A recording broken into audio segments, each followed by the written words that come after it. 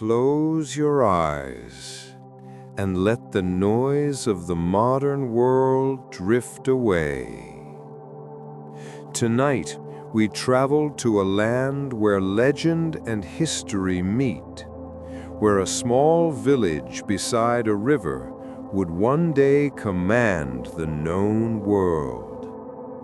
This is the story of Rome.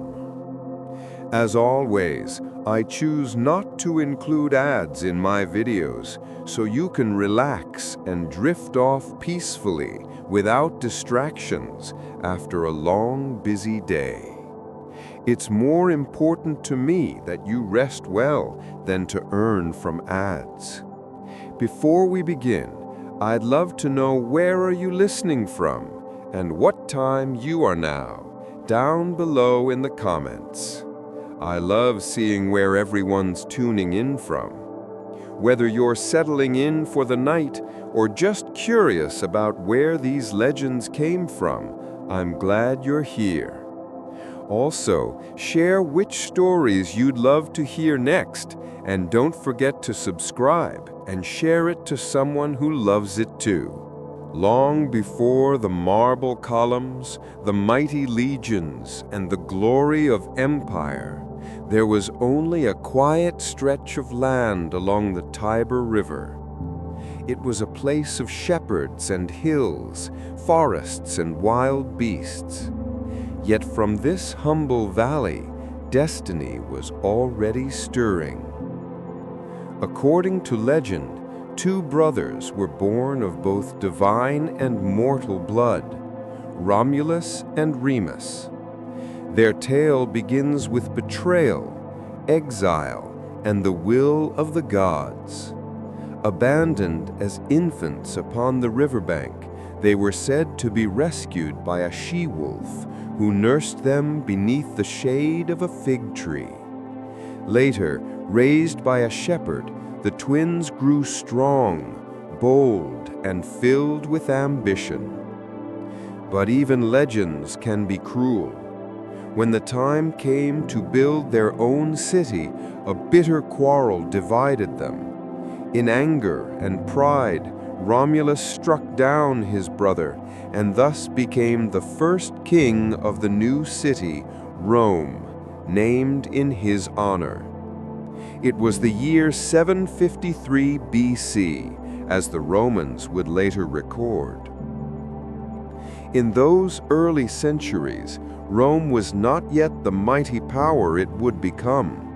It was a fragile settlement ruled by kings, surrounded by rival tribes, the Latins, the Sabines, and the Etruscans.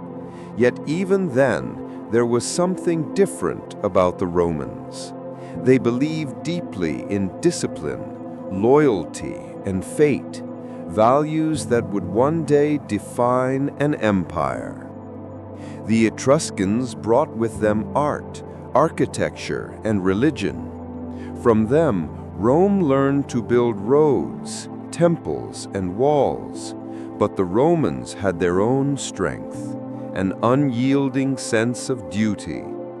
When the last Etruscan king, Tarquinius Superbus, was overthrown, the Romans vowed never again to serve a monarch. In 509 BC, they established the Roman Republic, a bold new experiment in shared power and civic rule. This was the dawn of something extraordinary. No longer ruled by kings, Rome became governed by consuls, elected each year to lead both the army and the state. Beneath them stood the Senate, a council of wise men who debated and guided the republic's destiny. Though imperfect and often corrupt, this system allowed Rome to grow, adapt, and endure. Year after year, they conquered neighboring towns, forging alliances and building roads that stitched Italy together. Their soldiers were not just warriors, they were engineers, builders, and dreamers of order. Every victory brought new lessons, every defeat new resolve. And as the fires of ambition burned, Rome's small circle of influence began to widen. Across the hills, through the valleys, reaching the seas. By the time the world noticed, the once forgotten village by the Tiber River had become a power too great to ignore. And so, as the stars shine over the ancient hills, we leave Rome at the dawn of its republic, young, ambitious, and unstoppable. The city of Rome has grown strong. Its armies march across Italy. Its walls gleam in the sun, and its people whisper of destiny. But across the sea, another power rises, a rival born of trade and wealth, with harbors filled with ships and silver. And soon the world will tremble as these two giants meet. The Carthaginians were masters of the sea, descendants of the Phoenicians whose sails once touched every shore of the Mediterranean. Their city, Carthage, stood upon the coast of North Africa, golden and prosperous, with walls that seemed to stretch into eternity. Rome was strong on land. Carthage ruled the waves. Between them lay Sicily, an island rich with grain, wealth, and strategic power. And it was here that fate brought them face to face. In 264 BC, the First Punic War began. For 20 long years, the two sides battled, Rome learning to fight upon the sea, Carthage defending her pride and trade routes. The Romans, ever relentless, built fleet after fleet, even copying captured Carthaginian ships. They created a device called the corvus, a great boarding bridge that allowed their soldiers to turn sea battles into land battles. Slowly, painfully, Rome adapted, and when the war ended, Carthage had lost Sicily and much of her power. But peace did not last long. From the ashes of defeat rose a name that would echo through all of history: Hannibal Barca. Hannibal was Carthage's vengeance given form, a general of brilliance and daring, bound by an oath of hatred for Rome. When he was a boy, his father made him swear before the gods that he would never rest until Rome was destroyed. And Hannibal kept that promise.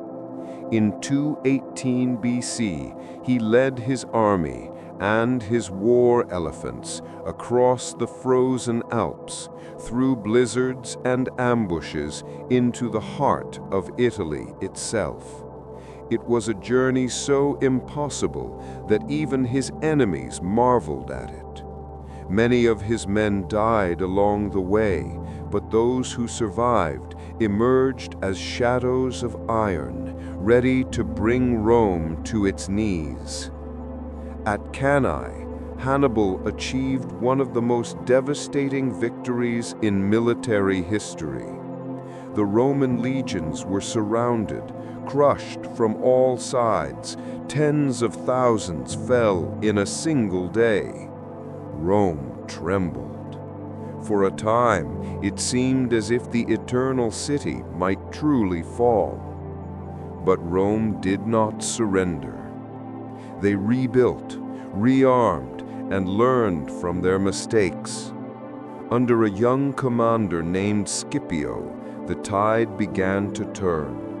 Scipio studied Hannibal's strategies, mirrored his brilliance, and brought the fight to Carthage itself. In 202 BC, the two generals met at Zama in North Africa.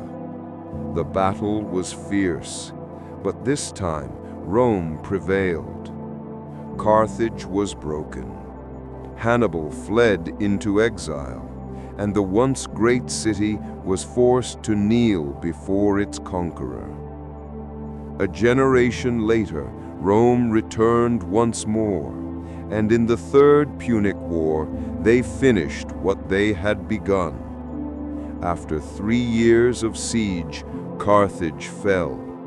Its walls were torn down, its people sold into slavery, and the city itself was set aflame. The smoke of Carthage rose into the sky, a dark monument to Roman will. The fires of Carthage have long faded into ash. Rome stands triumphant. Her banners stretch from Spain to Greece. Her ships glide over quiet seas. But beneath this shining surface, something dark begins to stir. Rome's victories had made her rich, far richer than she had ever been. Gold poured into the city, slaves by the thousands, treasures from across the Mediterranean. But with wealth came division. The old virtues, discipline, simplicity, service to the Republic began to fade. The gap between rich and poor widened. Powerful families, called the patricians, controlled vast estates and influenced the Senate. Meanwhile, the plebeians, the ordinary citizens who once formed the backbone of Rome, struggled to survive. The city swelled with the cries of the hungry and the restless. In this uneasy time, two brothers rose to challenge the system: Tiberius and Gaius Gracchus. They sought to give land back to the poor, to restore balance and justice to the Republic. But their dream met resistance. The Senate saw them as a threat, and both brothers met tragic ends, cut down by the very men sworn to serve the people. Their deaths marked the first cracks in the Republic's foundation. As decades passed, violence became politics. Ambitious generals used their legions not for the state, but for themselves. Soldiers began to swear loyalty to their commanders instead of to Rome.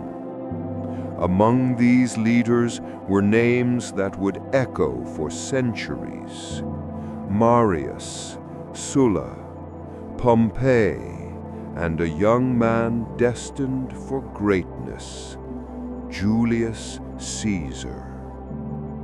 Caesar was not born into great power, but he possessed a gift, the ability to inspire. His soldiers adored him, his people loved him, and his enemies feared him. Through his campaigns in Gaul, he conquered vast lands and returned to Rome a hero. But behind the cheers lay jealousy, suspicion, and envy. The Senate ordered him to disband his army and return home in humility. Instead, in 49 BC, Caesar made a choice that would change history. He crossed the Rubicon River with his army, a direct act of rebellion, and spoke the immortal words, Alia jacta est, the die is cast. Civil war consumed Rome. Old allies became enemies. Brother fought brother, and the republic bled. In the end, Caesar emerged victorious, but peace had a price. He was named Dictator for Life, a title that broke every Roman tradition. For some, Caesar was a savior, a man who restored order and hope. For others, he was a tyrant who had destroyed the very soul of the Republic. And so, on the Ides of March in 44 BC, Caesar walked into the Senate, surrounded by men he trusted. Among them was Brutus, his friend, his protege. When the knives fell, history turned. Caesar's blood stained the marble floors of the Curia, and with him, the Republic's last breath faded into silence. But fate is patient. Out of chaos, a new power rises, colder, calmer, and destined to rule the world. The Republic is dead. The marble streets of Rome echo with whispers of betrayal, of vengeance, of rebirth. And from the ashes of the old world, a new ruler steps into the light, a man who will call himself not king, but something greater, Caesar Augustus. After Julius Caesar's assassination, chaos returned to Rome. The senators who struck him down hoped to restore the old republic, but instead they unleashed a storm. Factions rose, armies clashed, and Rome trembled once again. Among the contenders stood three men: Mark Antony, Caesar's loyal general, Lepidus, the politician, and Octavian, Caesar's young adopted heir. Together, they formed the Second Triumvirate, vowing to avenge Caesar's death and bring peace. But peace in Rome was a fragile dream. Their enemies were hunted down. The poet Cicero, who once spoke for freedom, met his end with courage. The assassins Brutus and Cassius, defeated in the East, took their own lives, and still the triumvirate could not hold. Ambition divided them. Lepidus faded into obscurity. Mark Antony turned to Egypt and to Cleopatra, the last queen of the Nile. Their love scandalized Rome, their power threatened it, and so Octavian declared war not just on Antony, but on Egypt itself. In 31 BC, at the great Battle of Actium, the fate of the world was decided upon the sea. Antony and Cleopatra's fleets burned beneath the Mediterranean sun. Their defeat ended not only their lives, but the final breath of the Republic. Rome now belonged to Octavian, who took a new name, Augustus, meaning the Exalted One. He refused to call himself king, yet ruled as one. The Senate bowed to him, the legions served him, and the people adored him. Thus began the Roman Empire. Under Augustus, Rome entered an age of peace and splendor, the Pax Romana, a Roman peace that lasted for 200 years. Roads stretched across continents, marble cities rose where once stood huts, and trade flowed from the deserts of Arabia to the shores of Britannia. Rome became not just a city, but a world. Yet even in peace, power whispered its dangers. Behind the calm, intrigue and shadows stirred in the palaces of emperors. After Augustus came rulers like Tiberius, cold and calculating, Caligula, mad with excess, Claudius, the scholar, and Nero, the artist who watched Rome burn. Fire and marble, glory and madness, such was the price of empire. Still, the people endured, the legions marched, and through the storms of corruption and chaos, Rome stood firm, its heart beating with the rhythm of eternity. As night deepens, the empire's golden age approaches, an era of strength, art, and awe. When next you dream, we will walk with emperors, builders, and philosophers beneath the eternal Roman sun. The world has never seen such order, such beauty, such power. The eagle of Rome flies from the deserts of Arabia to the misty forests of Germania, and for a time it seems the empire will never end. The reign of Augustus had brought stability, but what followed was the true flourishing of the Roman world, the Golden Age.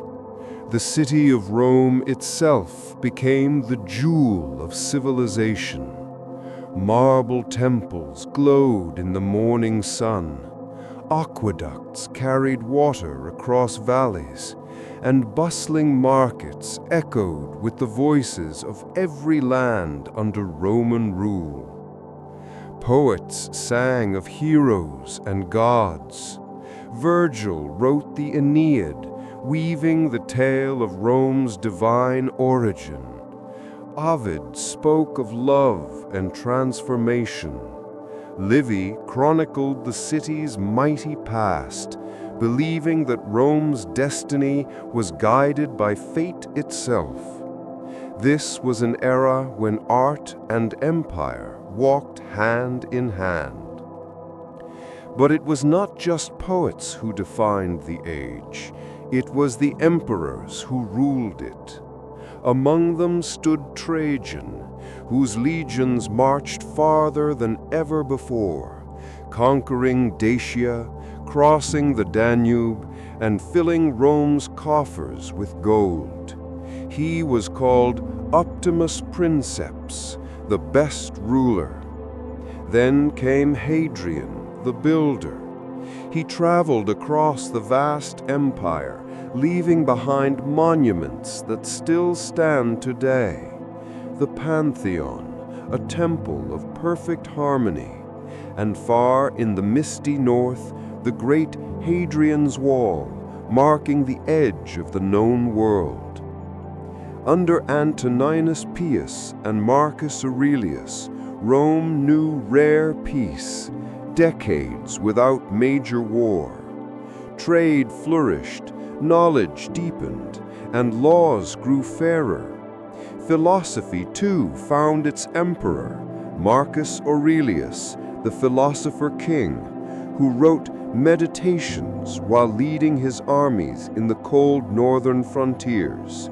He reminded his people and himself that even the greatest power is fleeting. All is ephemeral, he wrote. Fame and the famous alike are soon forgotten. Rome in this time was vast.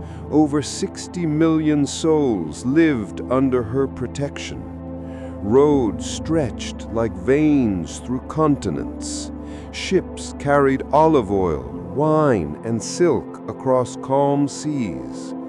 To be Roman was to belong to something greater than oneself, a civilization that had mastered the world. And yet, even in this golden peace, faint cracks began to show. The borders stretched thin. Ambition flickered once more in distant generals, and wealth, that old temptation, began to erode the strength that had once made Rome invincible. But for now, let us not mourn what is to come. Let us linger here, in the glow of the eternal city at her height. The fountains murmur, the marble shines, and the empire sleeps beneath a peaceful sky. Empires do not fall in a day. They fade, quietly at first, like the setting sun that still glows long after it has dipped below the horizon. After the reign of Marcus Aurelius, the empire began to tremble. His death in 180 AD marked more than the passing of a great emperor. It marked the end of Rome's golden peace. His son, Commodus, cared little for philosophy or governance. He sought glory not in wisdom, but in spectacle, fighting in the arena, calling himself the new Hercules. The people cheered, but the Senate wept. Rome's dignity began to erode. When Commodus was assassinated, chaos followed. In a single year, 5 men claimed the throne. Legions, loyal to their generals, marched on Rome again and again. The empire that once conquered the world was now devouring itself. Then came the rise of Septimius Severus, a hard and brilliant soldier who tried to restore order through strength. He reformed the army, expanded the frontiers, and left his sons to inherit an empire still divided. But when he died, his final words were a bitter truth: enrich the soldiers and despise all others. For from now on, power would belong to those who commanded armies, not the Senate, not the people, but the legions. By the 3rd century, the empire was stretched thin. The frontiers shuddered under endless attack. Germanic tribes from the north, Persian kings from the east. Cities were raided, provinces lost. Famine and plague swept through the land, and for the first time, Rome's citizens began to doubt that their empire was eternal. Historians would call this era the crisis of the 3rd century. In just 50 years, more than 20 emperors rose and fell, some ruling for mere months before being betrayed or overthrown. The legions crowned emperors on distant battlefields, while others in Rome did the same. It was an age of endless chaos, yet somehow Rome endured. Among the ruins of this century rose a man of iron, Diocletian. He understood that Rome had grown too vast for one ruler to control. So he divided the empire in two, east and west, with each its own emperor. It was a desperate act of preservation, a final attempt to hold the pieces together. Under his rule, order returned, at least for a time. The borders were restored, the enemies pushed back. But the division he created between East and West would one day shape the fate of the world. The Rome of Augustus, of marble and glory, had become a Rome of soldiers and survival.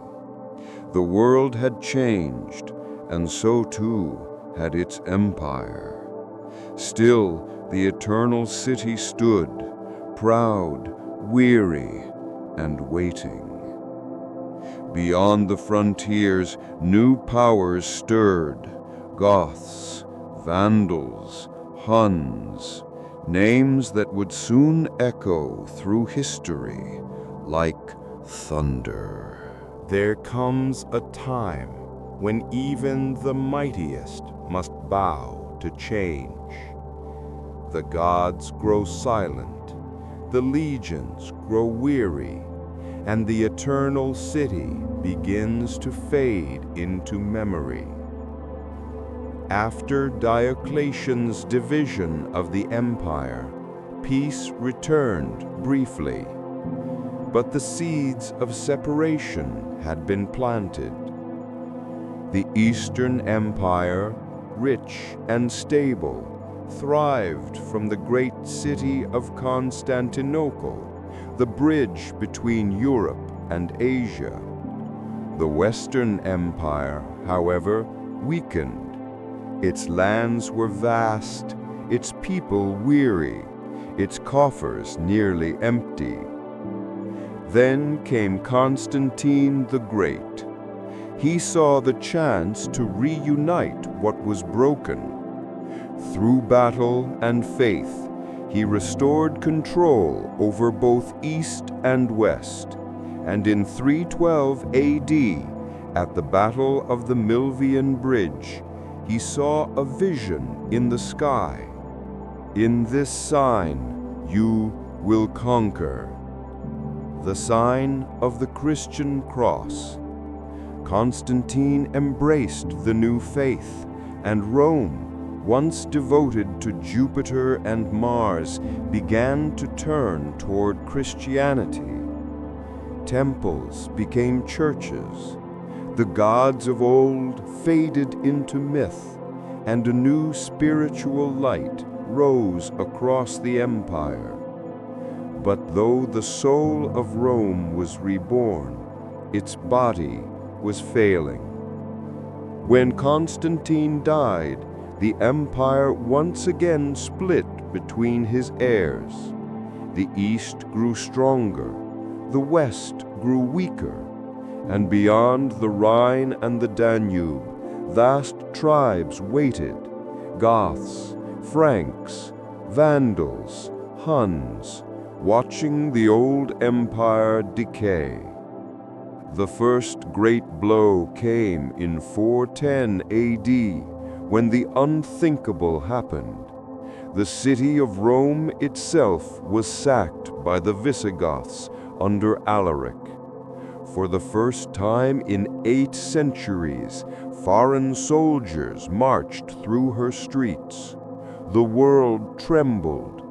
The eternal city, the center of civilization, had fallen. Rome staggered on, but each year grew heavier with loss. Provinces broke away, trade routes collapsed, armies deserted, the Senate debated as the world burned. Then came the shadow from the east, Attila the Hun, the scourge of God. He swept across Europe like a storm, burning cities and kingdoms alike. Rome survived his wrath, but barely. The world that remained was no longer an empire. It was a memory. Finally, in 476 AD, the curtain fell. The last emperor of the West, a boy named Romulus Augustulus, was deposed by a Germanic general named Odoacer. No battle marked the end. No trumpet sounded. Just silence, the quiet passing of an age. Thus ended the Western Roman Empire, 1,000 years after its birth. But though the empire fell, Rome itself never truly died. In the East, Byzantium lived on for another 1,000 years, still calling itself Roman, still speaking Latin prayers beneath golden domes. And across Europe, the memory of Rome shaped kings, churches, and empires yet to come. Though the Western Empire crumbled into dust, in the East Rome endured, reborn beneath golden domes, its spirit alive in the city of Constantine. When the Western world darkened, the Eastern Roman Empire, Byzantium, stood tall like a flame against the night. Its capital, Constantinople, gleamed upon the Bosporus, where Europe met Asia. Founded by Constantine the Great, it was called Nova Roma, the New Rome. But history remembers it by another name, Byzantium. Here, the ancient Roman order survived, but transformed. The streets were filled not with Latin words, but Greek prayers. The emperors ruled not by the will of the Senate, but under the gaze of God. Marble columns and golden mosaics reflected the light of both empire and faith. At the heart of this world stood the magnificent Hagia Sophia, a cathedral so vast, so radiant, that when sunlight struck its dome, the people believed heaven itself had touched the earth. Its arches rose like wings, its interior shimmered with gold leaf and glass. Here the emperors prayed, were crowned, and were buried, the living symbols of divine authority.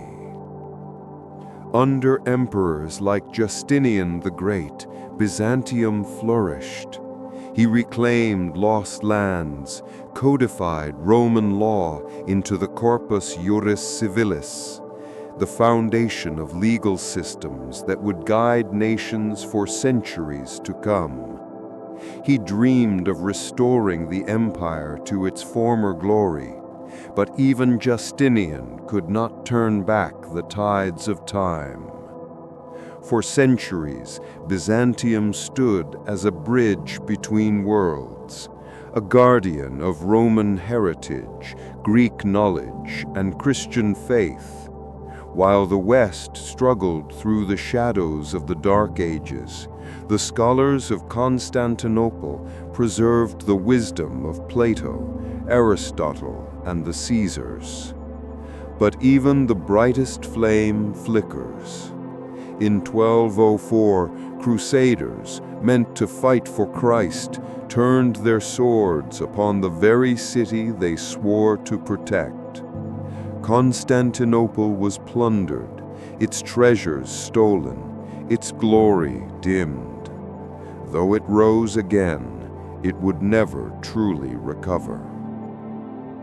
And then, in 1453, the final chapter came. The Ottoman Turks, led by Mehmed the Conqueror, surrounded the city. For 53 days, Constantinople resisted, until, at last, the walls that had stood for 1,000 years fell silent. As the crescent moon rose above the Hagia Sophia, the last Roman emperor, Constantine XI, vanished into legend, a ruler who died with his empire, sword in hand, defending the final light of Rome. Thus ended the Eastern Empire, but not the Roman spirit, for Byzantium's light, though extinguished in stone, continued to shine through history itself.